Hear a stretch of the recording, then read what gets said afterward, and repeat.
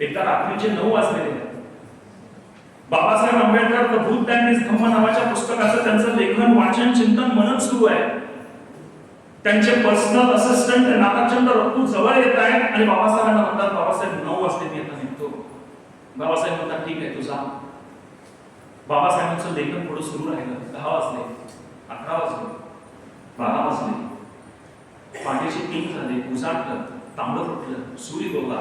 रात्री 9 वाजता कामावरून घरी गेलेले नानाचंद्र रत्तू सकाळी 9 वाजता पुन्हा कामावर हजर झाले.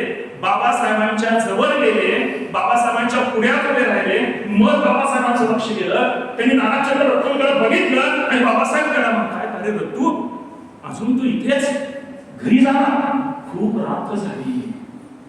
म्हणजे बाहेर उजाडलेलं आहे याचं सुद्धा भान या महापुरुषाला नव्हतं. प्राचार्य शिवाजीराव भोसले म्हणतात, याला म्हणतात भाव समाधी.